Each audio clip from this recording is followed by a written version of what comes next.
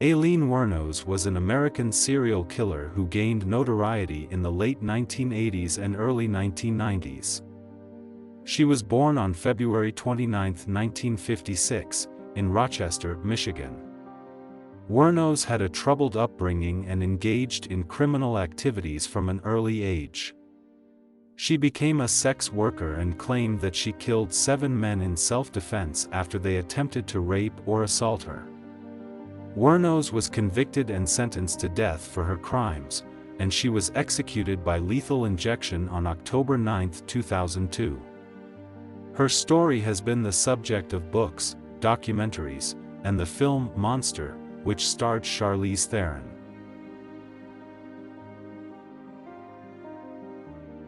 Aileen Wuornos had a challenging and troubled upbringing that would play a significant role in shaping her future.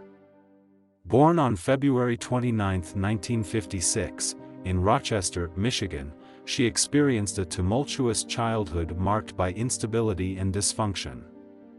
Her parents, Diane and Leo Pittman, were both teenagers when Wuornos was born. Unfortunately, her father was absent for most of her life, and her mother struggled with substance abuse issues. As a result, Wuornos and her older brother, Keith, were raised by their maternal grandparents. However, their grandparents' strict and abusive nature further added to the difficulties Wuornos faced growing up. She often found herself in conflict with them and experienced physical and emotional abuse. Wuornos' troubled childhood had a profound impact on her emotional well-being and mental stability. She exhibited behavioral problems from an early age, which led to her being expelled from school. She also engaged in petty crimes and developed a propensity for lying and manipulation. As Wuornos transitioned into her teenage years, her life continued to be marked by turmoil. She became sexually active at a young age and engaged in promiscuous behavior. By the time she was 14, she had become pregnant, and shortly after giving birth, she gave the child up for adoption. Seeking an escape from her troubled past, Wuornos left home and embarked on a nomadic lifestyle. She hitchhiked across the country, surviving by engaging in sex work. This period of her life exposed her to dangerous and violent encounters with clients, further heightening her feelings of anger and resentment towards men. The combination of Wuornos' traumatic childhood, troubled relationships, and the dangers she faced as a sex worker created a volatile mix that would eventually lead to a series of heinous crimes.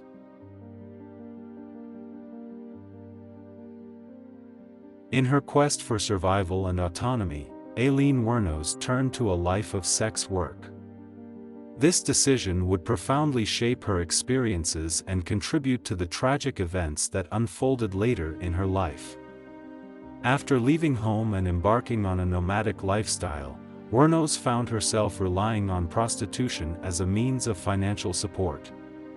Engaging in sex work exposed Wuornos to a world characterized by danger, exploitation, and vulnerability. She often found herself in precarious situations, encountering clients who were violent, abusive, or seeking to take advantage of her. These encounters further deepened her mistrust and resentment towards men. Wuornos' experiences as a sex worker were marked by a constant struggle for survival. She faced the constant threat of physical and sexual violence, which took a toll on her mental and emotional well-being. The traumatic nature of her profession exacerbated the anger and resentment that had been building within her since her troubled upbringing. Despite the challenges she faced, Wuornos exhibited a fierce determination to assert her independence and protect herself from harm. She developed a hardened exterior, adopting an aggressive and confrontational demeanor as a defense mechanism. This persona served as a shield against the exploitation and abuse that she had encountered repeatedly. However, the toll of her experiences began to wear on her. Wuornos became increasingly disillusioned with her life as a sex worker and the constant danger it entailed. She longed for stability, security, and a sense of normalcy that seemed to evade her at every turn. The emotional burden she carried, combined with her growing anger towards men, would ultimately play a pivotal role in the crimes she committed.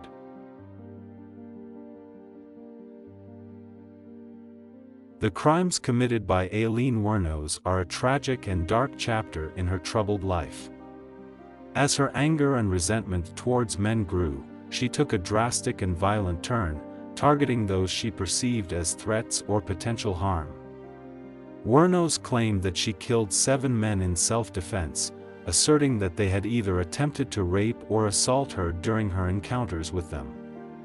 Her first known victim was Richard Mallory, a convicted rapist, whom she shot multiple times on November 30, 1989. Following Mallory's murder, Wuornos embarked on a disturbing spree of killings. Each subsequent victim was chosen from her encounters as a sex worker, with Wuornos alleging that she acted in self-defense to protect herself from harm.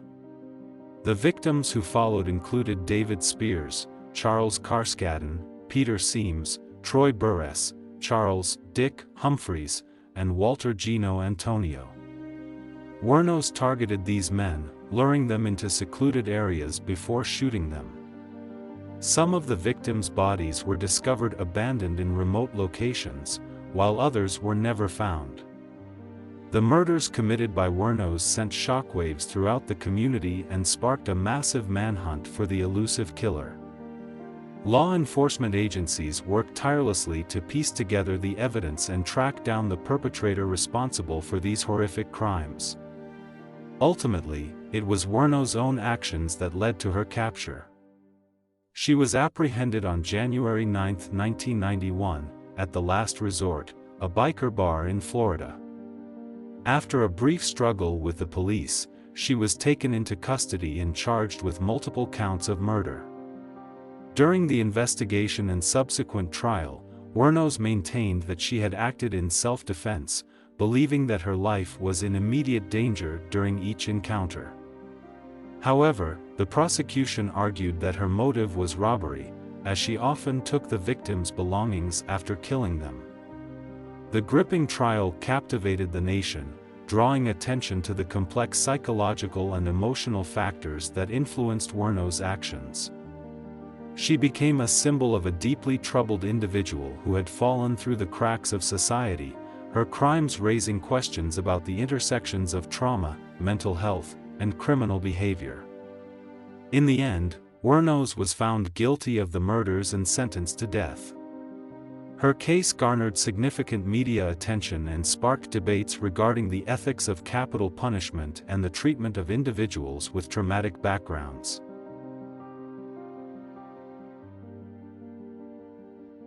The trial and subsequent legal proceedings surrounding Aileen Wuornos captured the attention of the nation and raised significant ethical and legal questions. After being found guilty of multiple counts of murder, Wuornos faced a lengthy and complex legal battle that would ultimately determine her fate. During the trial, Wuornos maintained her assertion that she had acted in self-defense to protect herself from harm.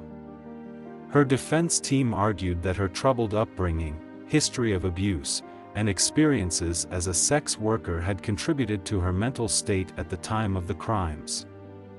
They sought to present Wuornos as a victim herself, driven to violence by a lifetime of trauma and mistreatment. The prosecution, however, painted a different picture. They argued that Wuornos' motive was not self-defense but robbery, emphasizing that she took the victims' belongings after killing them. They portrayed her as a calculated and cold-blooded killer who targeted vulnerable individuals for personal gain. The trial became a battleground of conflicting narratives, with the jury tasked with untangling the complex web of factors that influenced Wuornos' actions. Ultimately, the jury found her guilty on all counts, and the judge sentenced her to death. The legal proceedings did not end with the trial. Wuornos continued to fight for her life through a series of appeals and petitions. Her case became a focal point for debates surrounding mental health, trauma, and the ethics of capital punishment. Supporters argued that her traumatic background and mental state should be considered as mitigating factors, while opponents called for justice to be served through the execution of her sentence. Despite the ongoing legal battles and public attention, Wuornos' appeals were unsuccessful. The state of Florida remained steadfast in its decision to carry out the death penalty. On October 9, 2002, Aileen Wuornos was executed by lethal injection, bringing an end to a tragic and controversial chapter in American criminal history. The case of Aileen Wuornos continues to be a subject of fascination and debate. It raises profound questions about the criminal justice system, the treatment of individuals with traumatic backgrounds, and the nature of violence and its origins. Wuornos' story serves as a reminder of the complexities and challenges inherent in understanding and addressing the factors that lead individuals down a path of criminality.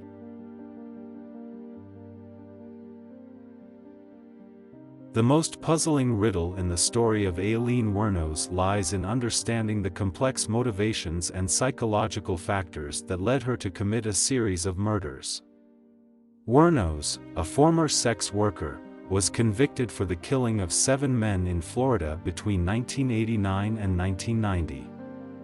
The riddle lies in unraveling the intricate web of Wuornos' life and the factors that contributed to her violent actions. What drove her to engage in a spree of killings? Was it a result of personal trauma, mental illness, or a combination of various factors? Wuornos' troubled upbringing, marked by a history of abuse and neglect, adds to the puzzle. The impact of her traumatic experiences, coupled with her involvement in the sex industry, raises questions about the interplay between her background and her subsequent criminal behavior. The dynamics of Wuornos' relationships, particularly her tumultuous partnership with Tyria Moore, further complicate the riddle. The extent to which Moore influenced or enabled Wuornos' actions remains a subject of speculation and debate. The motivations behind Wuornos' murders are not easily deciphered. While she claimed self-defense and cited instances of sexual assault, the circumstances surrounding each killing and the absence of immediate threats in some cases cast doubt on her justifications.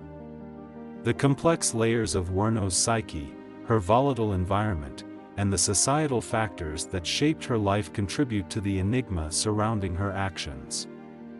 Attempting to understand the intricate interplay of these elements is crucial in unraveling the riddle of Aileen Wuornos. Ultimately, the true motivations and underlying causes of Wuornos' crimes may never be fully understood. The story of Aileen Wuornos stands as a complex and haunting tale, leaving us with unanswered questions and the haunting reminder of the complexity of human behavior and the mysteries that lie within the human psyche.